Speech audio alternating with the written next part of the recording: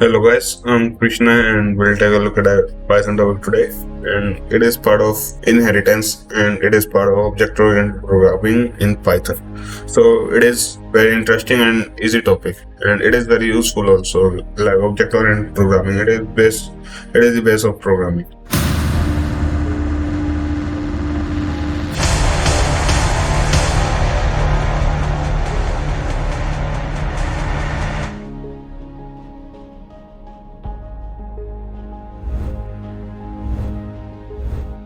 Right?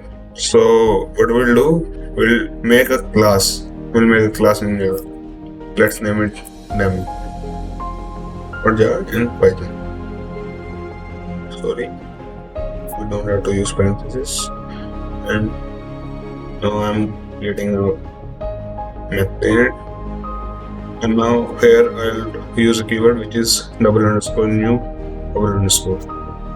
So what is this new keyword?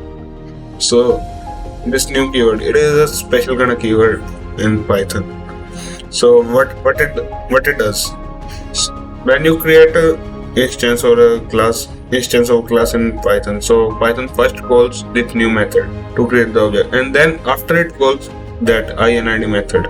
So it's very easy. And for your, let me just tell you this new method. It is chatting method.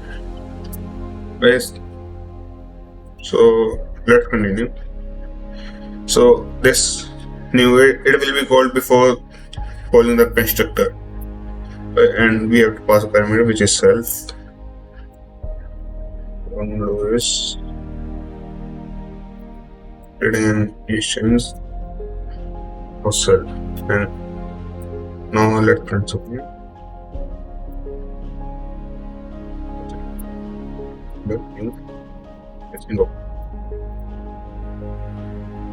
And now what I'll do, I'll create another method and let's make a constructor. So it is very simple. Here at double underscore init,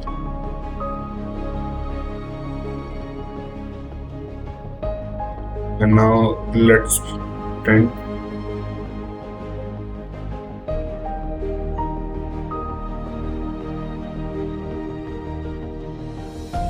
okay. So what it is doing, first we are creating this new method and we are printing this thing demos new is invoked, and when our constructor will be invoked, then it will print demos init is code.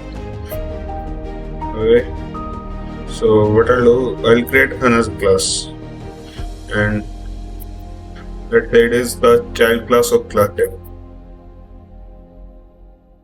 So for my head, we have to just pass demo in this parenthesis.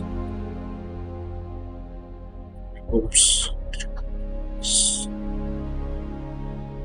Now here, let define new function once again. So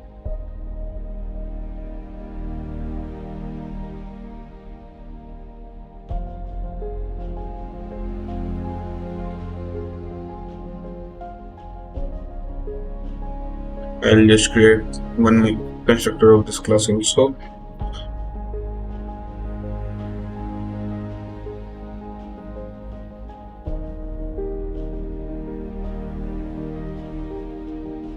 So now what I'll do, I'll just create this main method.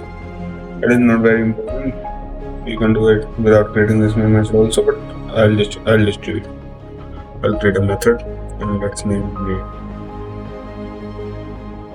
And what this main method does,